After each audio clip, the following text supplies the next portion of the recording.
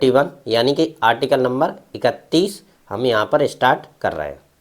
चलिए last start करते हैं। बेसिकली इस आर्टिकल को हटा दिया गया, लेकिन फिर भी हम सीक्वेंस से चल रहे हैं, इस वजह से थोड़ा सा हमें इसे समझने की ज़रूरत है, क्योंकि कभी कभार ये एग्ज़ाम में आ जाता है और इसमें जो भी कुछ प्रावधान पूर्व में थे उनको यहाँ पर स्टडी करेंगे और जो वर्तमान में उनको भी यहाँ पर हम स्टडी करेंगे। चलिए लेट्स स्टार्ट करते हैं। अनुच्छेद 31 या आर्टिकल नंबर 31 संपत्ति का अधिकार। यहाँ पर सबसे पहले हम यहाँ पर ये समझ लेते हैं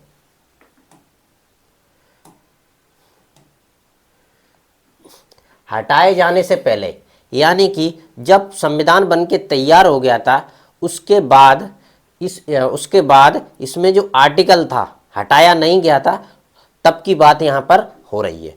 उस टाइम इसमें क्या क्या प्रावधान थे इनको हम पहले समझते हैं, उसके बाद हटाए जाने के बाद क्या चेंजेज आए हैं उसको भी हम समझेंगे। चलिए लेट्स स्टार्ट करते हैं। संपत्ति का अधिकार, यानी कि संपत्ति रखने का अधिकार संविधान ने हमें दिया था जब संविधान बना था तब।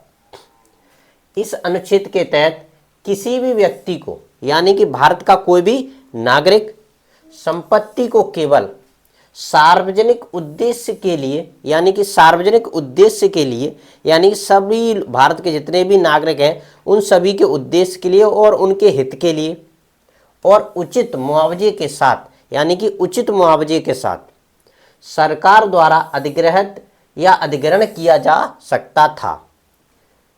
यानी कि अगर जनहित के लिए कोई उद्देश्य है तो सरकार उसे अधिग्रहण कर सकती थी, इसमें कोई डाउट नहीं है। दूसरा क्या प्रावधान है? यह प्रावधान सुनिश्चित करता था कि किसी संपत्ति का अधिकार का संरक्षण किया जाए, यानी कि जो भी संपत्ति है उसका क्या किया जाए? संरक्षण किया जाए, चाहे उसकी निजी हो या सार्वजनिक हो, कोई भी संपत्ति हो सकती है, और इसे मनमाने ढंग से छीना न जाए। यानी कि कोई भी ऐसी संपत्ति है किसी भी व्यक्ति के पास है और कोई भी उसे मनमाने तरीके से उसे छीन नहीं सकता है जब तक उसमें सरकार इन्वॉल्व ना हो। मेन यहाँ पर रोल है सरकार का। सरकार विधि द्वारा किसी की भी संपत्ति ले सकती है। ये दो प्रावधान हो गए। आगे देखते हैं और क्या है इसमें। ये हटाए जाने से पहले की बात है। अब हटाए जाने के बाद, यानी कि हटाए जाने के बाद अब इसमें क्या चेंजेज आए हैं वो भी हम देखते हैं। हटाए जाने के बाद 44वां संविधान संशोधन अधिनियम, यानी 44वां संविधान संशोधन अधिनियम पारित हुआ। कब हुआ? 1978 में। इस संशोधन के बाद जब किसकी सरकार थी? प्रधानमंत्री थे मोरारजी देसाई। मोरारजी देसाई जी की सरकार थी, कांग्रेस की सरकार थी, और उस टाइम ये आर्टिकल को हटा दिया गया था 1978 में।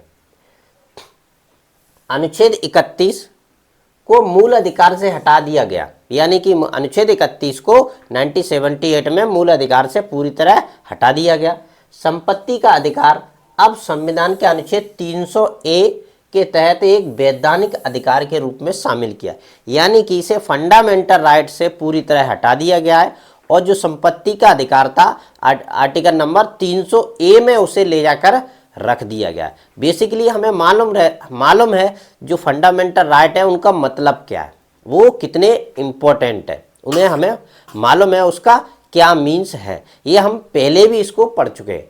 तो यानी कि आर्टिकल नंबर 300A में रख दिया है। अब ये वैधानिक अधिकार बन चुका है, कानूनी अधिकार बन चुका है, लेकिन मतलब मौलिक अधिकार अब ये नहीं रखा है। बेसिकली दोनों में डिफरेंस मैंने पिछले आर्टिकलों में यहाँ पर बताया गया है। तो यानी कि अब इसे क्या कर दिया, एक वैधानिक अधिकार या कानूनी अधिकार का रूप दे दिया गया है। ये संविधान में ही है, अभी ये संविधान में ही, लेकिन इसे फंडामेंटल राइट से हटा के आर्टिकल नंबर 300A में रख दिया गया। चलिए और इसमें क्या प्रावधान है और देख लेते हैं। अब वर्तमान में इसके इम्पैक्ट क्या है, यानी कि इसके इफेक्ट क्या है और पहले क्या थे और आज क्या है, दोनों को यहाँ पर हम समझ लेते हैं। यहाँ पर वर्तमान में प्रासंगिक अनुच्छेद 300A, वर्तमान में प्रासंगिक कोई भी व्यक्ति अपनी संपत्ति के केवल कानूनी प्राधिकरण द्वारा ही वंचित किया जा सकता है। यानी कि वर्तमान में जो भी जिस व्यक्ति के पास भी संपत्ति है उससे अगर उससे अधिग्रहण करना है या फिर सरकार को उससे लेना है तो कानूनी तरीके से उससे ले सकती है, लेकिन व्यक्ति उसको मना नहीं कर सकता है। उसमें मूल मेन चेंजेज यही आया। जैसे सपोज दैट मान लीजिए कहीं पर कोई हाईवे निकल रहा है, रोडवे हाईवे निकल रहा है और किसी व्यक्ति की संपत्ति है, तो उस वहाँ से संपत्ति जो हाईवे निकल रहा है उसको कोई व्यक्ति रोक नहीं सकता है। सरकार की इच्छा के ऊपर निर्भर है कि उसे लेना है तो लेना है, आप किसी भी तरह रोक नहीं सकते और ना ही डायरेक्ट आप किसी हाई कोर्ट या सुप्रीम कोर्ट में जा सकते हो। बेसिकली मैंने बताया था अगर आपके फंडामेंटल राइट का हनन होता है तो आर्टिकल 32 और आर्टिकल 226 के तहत आप सुप्रीम कोर्ट और हाई कोर्ट में जा सकते हैं। बेसिकली मूल यहाँ पर ये डिफरेंस आपको देखने को मिलेगा। आपकी कोई भी संपत्ति है, सरकार को उसकी जरूरत है तो ले सकती है सार्वजनिक हित के लिए, ठीक है। और दूसरा क्या, इस संशोधन का उद्देश्य यह सुनिश्चित करना था कि संपत्ति के अधिकार को कानूनी सुरक्षा तो दी जाए लेकिन इसे मूल अधिकार के रूप में न रखा जाए। यानी कि इस संशोधन का मेन ऑब्जेक्टिव था कि इसे कानून का रूप तो दिया जाए, क्योंकि कानून के रूप से क्या होगा, कोई व्यक्ति किसी भी संपत्ति को जबरदस्ती नहीं छीन सकता, लेकिन मूल अधिकार ना दिया जाए, मूल अधिकार न दिया जाए। क्योंकि मूल अधिकार से क्या होता था, व्यक्ति डायरेक्ट चैलेंजेस करता था, डायरेक्ट सुप्रीम कोर्ट और हाई कोर्ट में चैलेंज कर देता था कि ये संपत्ति जो हमारी ली जा रही है वो गलत तरीके से ली जा रही है या फिर हमें देना ही नहीं है, हमें इसको देना नहीं है लेकिन हमारी ज़बरदस्ती छीनी जा रही है, जिससे क्या डायरेक्ट इंटरफेयर हो जाता था सुप्रीम कोर्ट और हाई कोर्ट का। तो ये क्या कर दिया, कानूनी अधिकार रख दिया, जिससे क्या आप डायरेक्ट सुप्रीम कोर्ट में नहीं जा सकते। अगर सार्वजनिक उद्देश्य के लिए है तो सरकार उसे अधिग्रहण कर सकती है, आपको उचित मुआवजा देने के बाद आपसे वो संपत्ति ले सकती है। ये मूल अंतर आ गया। अब इसका मेन ऑब्जेक्टिव में निष्कर्ष क्या निकला, इसको भी हम थोड़ा सा समझ लेते हैं, क्योंकि सरकार ने उस टाइम हटा तो दिया, मूल अधिकार से हटा दिया और जो वर्तमान में उसको भी हमने थोड़ा सा समझ लिया। अब इसका निष्कर्ष क्या निकला, इसको भी हम थोड़ा सा समझ लेते हैं। इसका मुख्य निष्कर्ष क्या निकला, सामाजिक संतुलन। सामाजिक संतुलन, संपत्ति का अधिकार आप व्यक्तिगत और सामाजिक हितों के बीच संतुलन बनाए रखना। यानी कि सामाजिक संतुलन, किसी व्यक्ति के पास कोई ज़्यादा संपत्ति है तो उसका क्या है, वो सरकार क्या कर सकती है, इस व्यक्ति से उठा के दूसरे व्यक्ति को दे सकती थी, लेकिन पहले ऐसे नहीं कर सकते थे। अब यानी कि किसी व्यक्ति के पास कोई ज़्यादा है या कम है तो उसको बैलेंस कर सकती है। इससे क्या है, सामाजिक संतुलन आएगा और सभी व्यक्तियों के पास संपत्ति रहेगी। आपने देखा होगा वर्तमान में भी देखा होगा, कुछ लोगों के पास पट्टे के रूप में सरकार जमीन उन्हें देती है। अगर सरकारी संपत्ति है तो सरकार क्या करती है, उस संपत्ति को किसी व्यक्ति के लिए पट्टे के रूप में दे देती है जिसके पास संपत्ति नहीं है। यानी कि सामाजिक बैलेंस बना रहे, इसका पहला मुख्य उद्देश्य था। दूसरा है कानूनी अधिकार।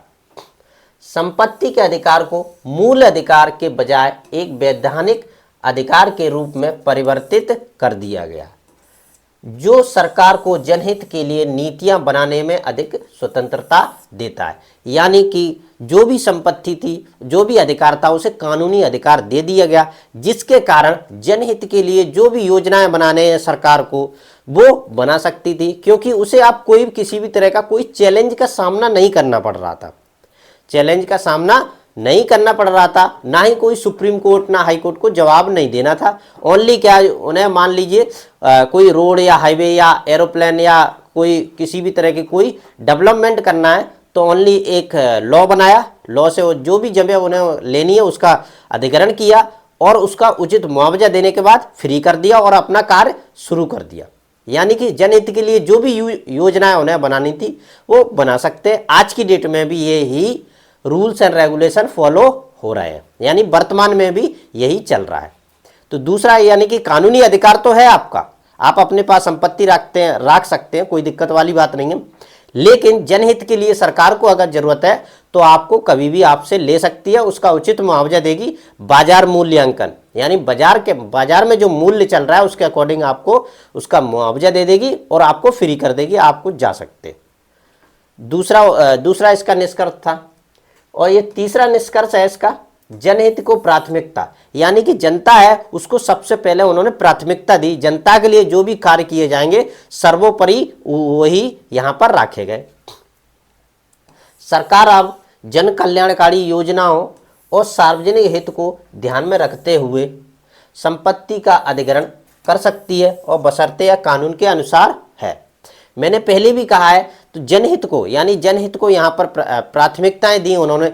जनता के लिए जो भी उन्हें कार्य करने हैं, रोड है, ब्रिज है, जो भी बनाना है, वह कानून बनाने के लिए आपकी संपत्ति का अधिग्रहण कर सकती है, और वो भी कानून के अनुसार। ऐसा नहीं है जबरदस्ती आपसे नहीं करेगी, लेकिन कानून बनाकर उसको अधिग्रहण कर लेगी और आपको उचित मुआवजा दे देगी और आपको फ्री कर देगी। ये मेन यहाँ पर अभी वर्तमान में यह तरह के प्रावधान अभी भी लागू हैं, और यही इसके मुख्य निष्कर्ष से या कंक्लूजन था। आई होप आपको ये वीडियो समझ में आया होगा। वीडियो को लाइक करें और चैनल को सब्सक्राइब करें और शेयर करें।